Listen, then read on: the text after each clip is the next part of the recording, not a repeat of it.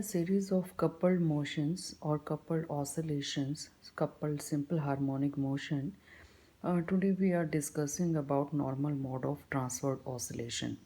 In the previous lecture of coupled motion, we already discussed normal modes of longitudinal oscillation. Today we are dealing with transverse oscillation. Let us consider particle system. Let us consider we have a system of particles. They are in their mean position, and somehow the particles are disturbed and given energy, and due to which the particles starts to move, oscillate about their mean position in upward and downward direction. The first particle on getting energy, it moves upward, taking energy, gain energy, and moves in the upward direction. But due to the inertia, it starts to move towards its mean position.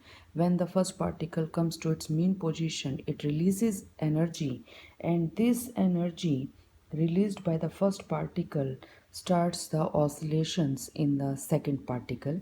The second particle moves to the extreme position in the upward direction, and as it comes toward the mean position, again it releases energy and it disturbs the third particle. And in this situation, the transverse oscillation take place in the form of crust and trough. These are transverse oscillation. In our case, we are taking two masses, and these two masses are connected with three springs like this. Let us consider this is our spring number 1 attached with mass m. This is our spring number 2 again attached with another mass which is again having mass m, and this is the third spring, and they are fixed at the another end.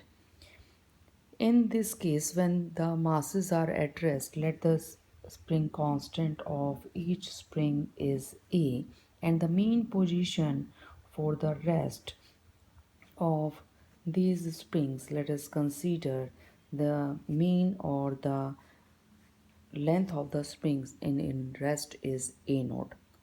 Now we know that if transverse oscillation is to be produced, the particle should move in the upward and downward direction from the mean position.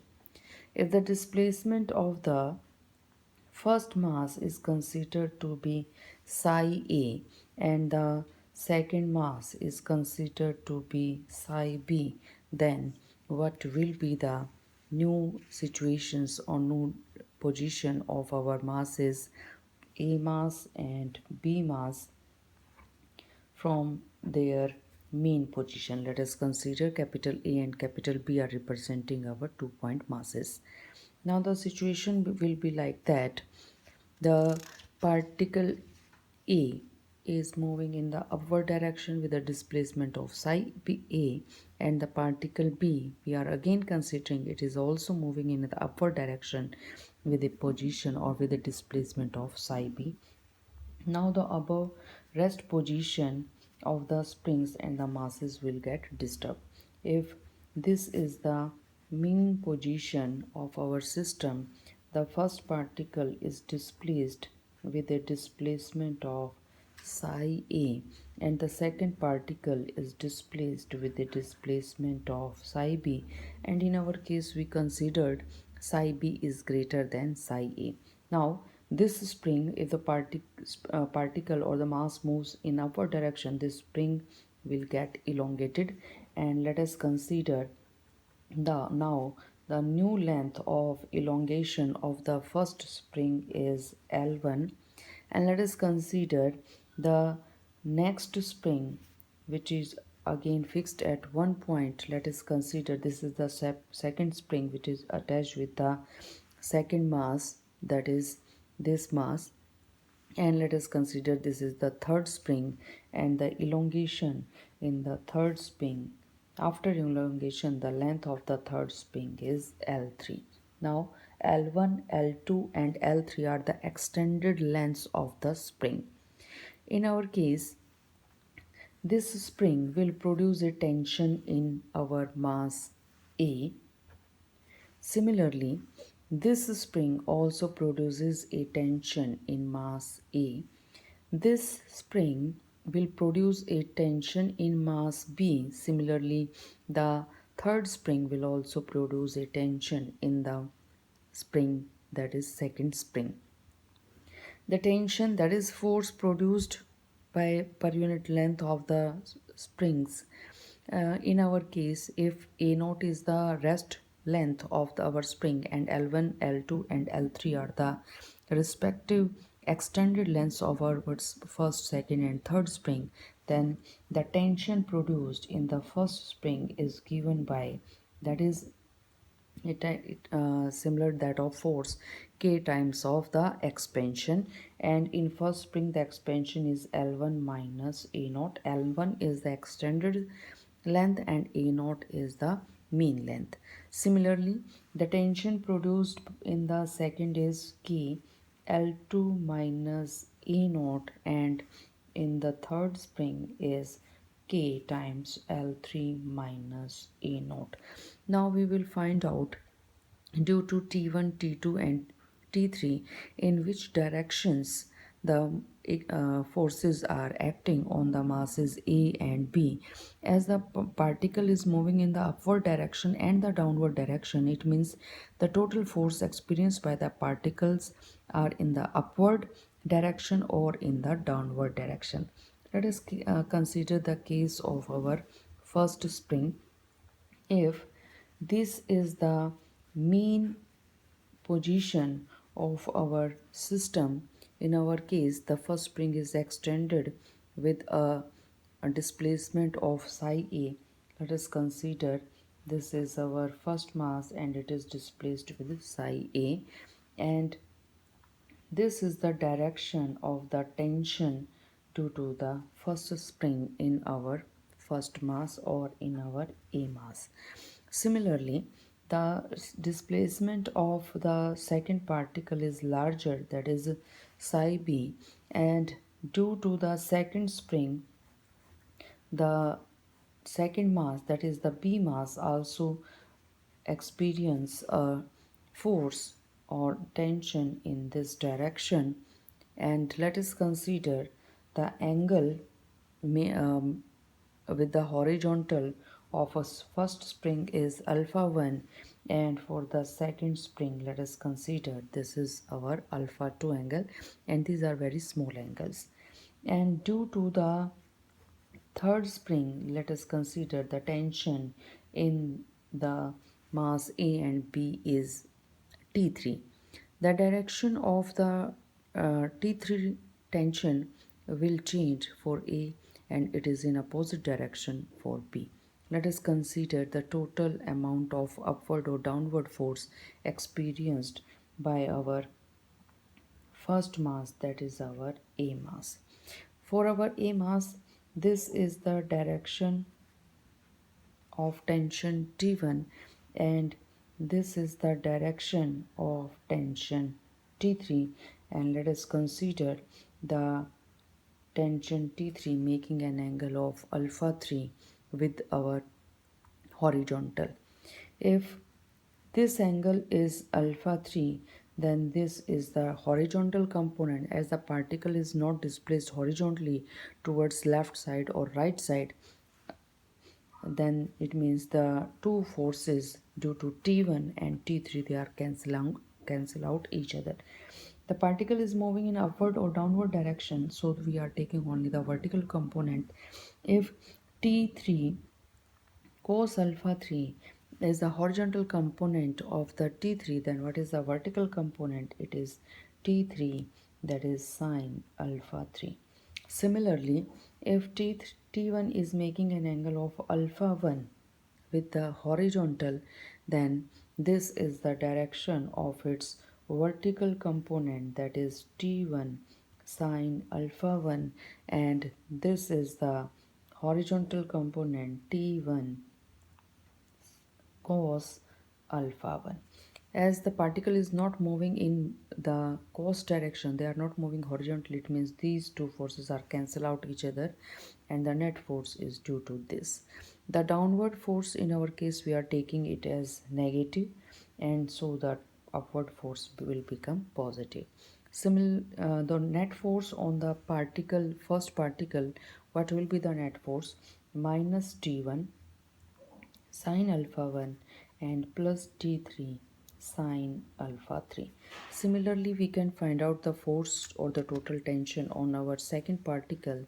In case of second particle, this is our particle, and on this particle there is a tension T2, which is making an angle of alpha 2 with the horizontal, and similarly there is a tension on the second particle, and in this case the tension will be in this direction, and this is T3, and this T3 is making an alpha 3 angle with the horizontal.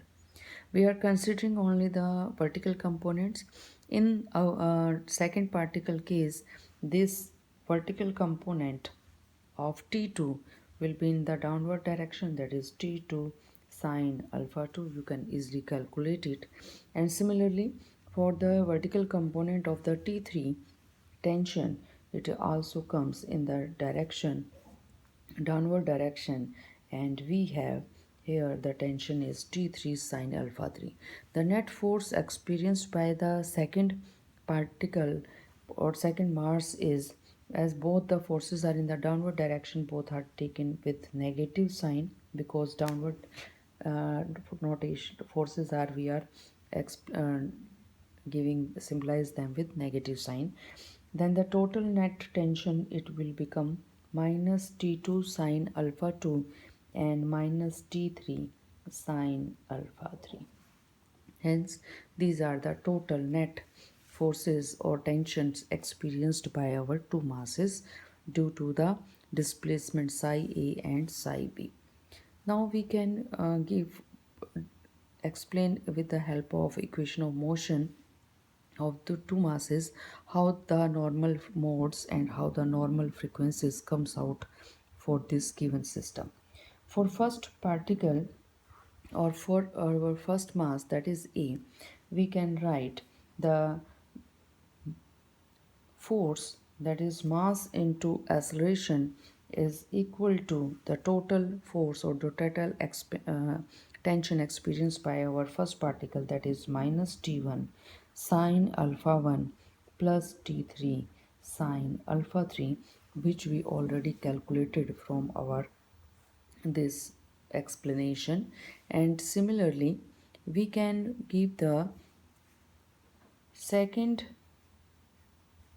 particle as mass into acceleration, that is force, and in a second particle the total force or the total tension experienced by our particle is in downward direction, and we calculated it minus T2 sine alpha 2 and with minus T3 and sine alpha 3. We can substitute the angles alpha 1, alpha 2 and alpha 3 in the terms of our displacement psi A and psi B. In the first case, if this is perpendicular and this length is L1, that is extension of the first spring, then what will be sine alpha 1?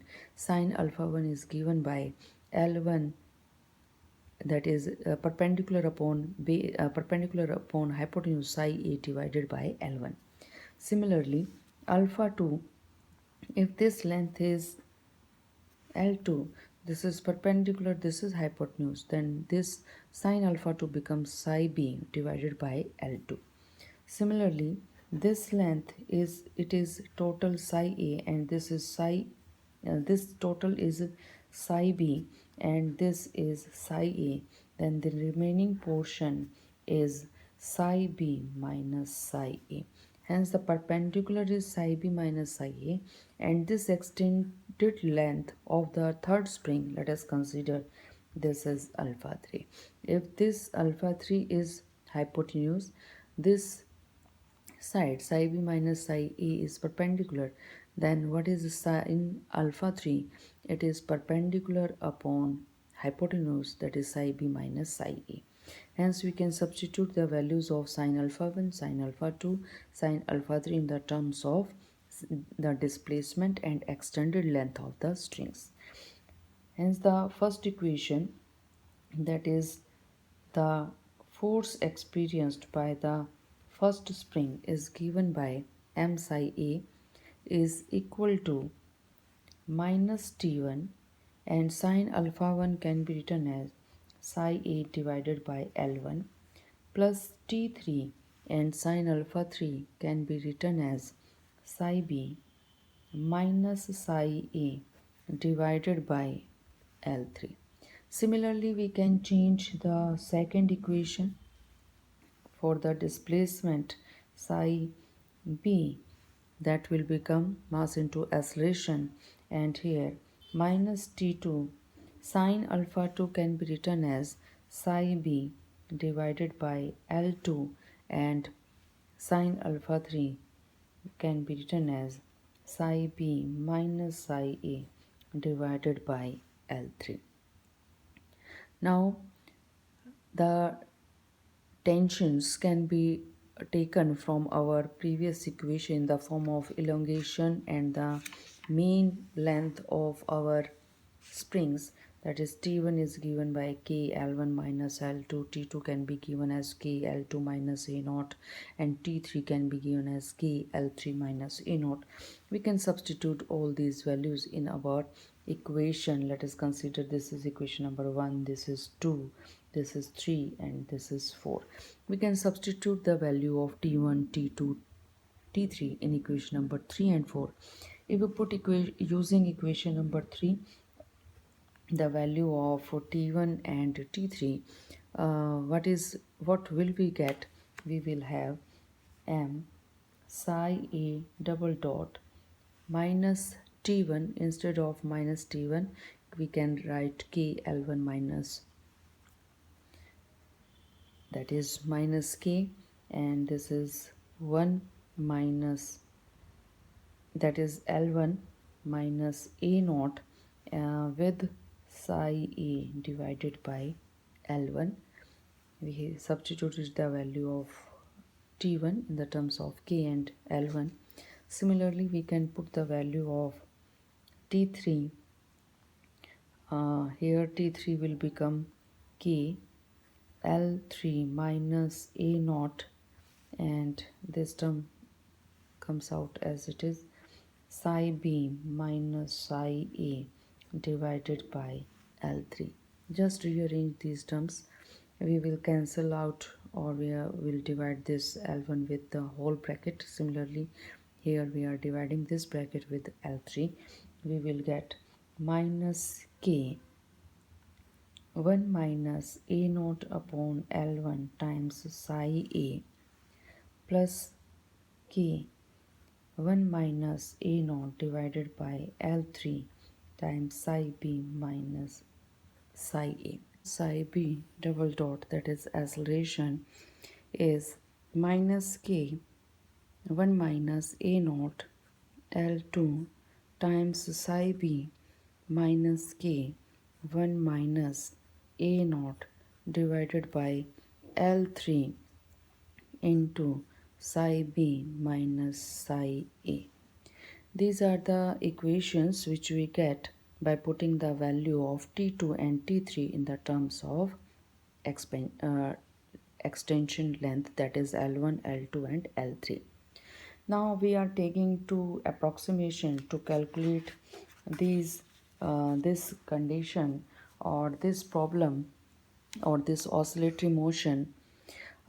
First is our Slinky approximation.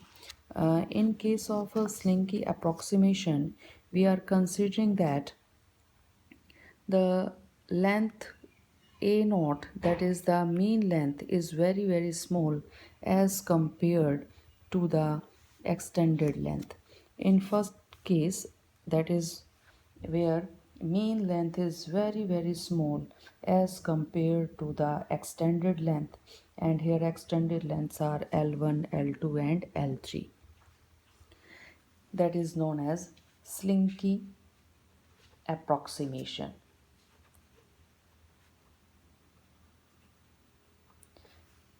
And similarly, here A naught is also very less than L2, and A naught is also very less than L3.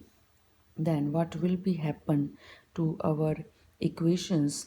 In our last equation we get m a psi double dot is equal to minus k 1 minus a naught upon l1 times of psi a plus k 1 minus a3 divided by l3 times of psi b minus psi a. That was our last equation. And in our equation, if we substitute the value where a naught is very less than l2, a naught is very less than l3, then these terms will become 0.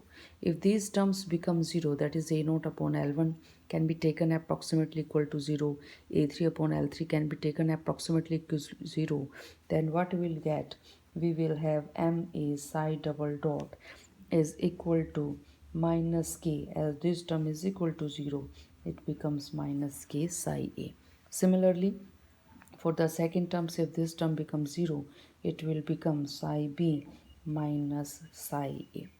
Similarly, for the last equation for psi b double dot, we will have with these condition minus k psi b minus k psi b minus psi a.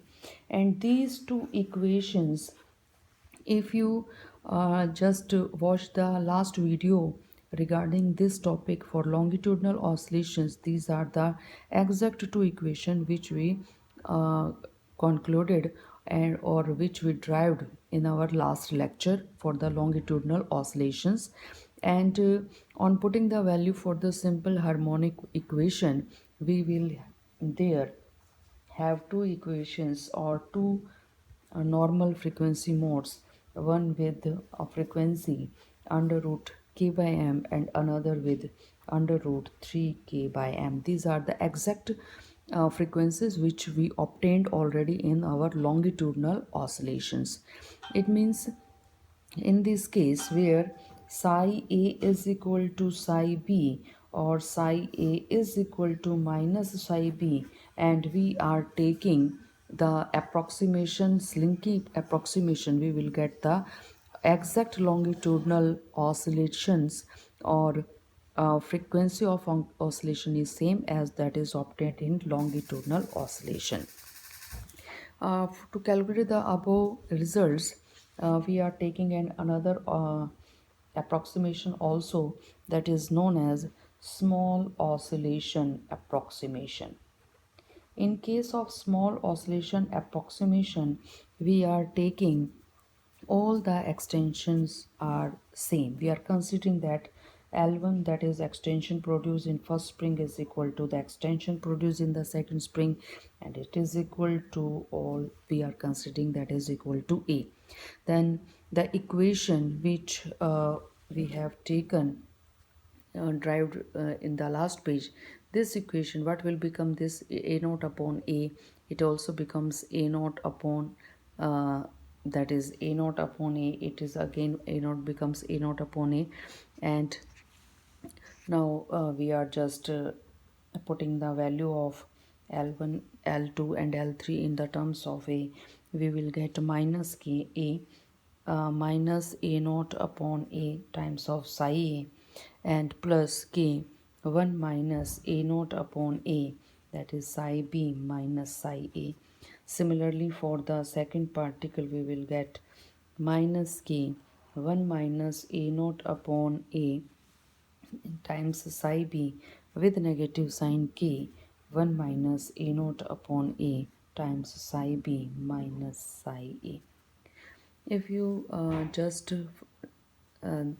consider or find out the similarities in these two equations and in these two equations, what you are just watching, if minus k is replaced with k 1 minus a naught upon a, here also if we replace k with k1 minus a naught upon a, we can change this equation into this equation. Similarly, here if k is replaced by k into 1 minus a naught upon a, k is replaced by k 1 minus a naught upon a, this equation can be changed into this equation. Hence, Again, we are just considering the same thing, but here is changed to k star, and k star is k times of 1 minus a naught upon a. Then what will be the solution for the normal frequencies? If the normal frequencies are omega 1 and root k by m, omega 2 and root 3 k by m in the above expression, then what will be our frequencies in our new approximation? It will become k star divided by m and under root 3k star divided by m, where k star is k times 1 minus a naught upon a. Hence the frequencies become omega 1 under root k 1 minus a naught upon a divided by m, and omega 2 becomes equal to under root 3 k 1 minus a naught upon a divided by m. These are the new modes, or these are the new frequencies, normal frequencies, which we obtain when all the extensions are taken to be same. In our case, when psi A is equal to psi B, what will happen if psi A is considered to be equal to psi B in magnitude as well as in direction also? Then if this is the mean position, it means both the particles are showing displacement psi A and in the upward direction or in the downward direction. Then this will be our system. And if psi A is equal to minus psi B, then in this case, one spring is extended or displaced in upward direction, then the another will be displaced in the downward direction. If this is the mean position, then first particle is considered to be in upward direction with the second particle in downward direction. Then this will be our system representation when the displacements are equal but in the opposite direction. Here, in total energy of our coupled system or coupled oscillation is equal to the energy, that is the sum of the energy of all the normal modes. If these are the two possibilities of our normal modes, the energy for the first normal mode, that is E1, plus E2, that will give the total energy of our coupled system.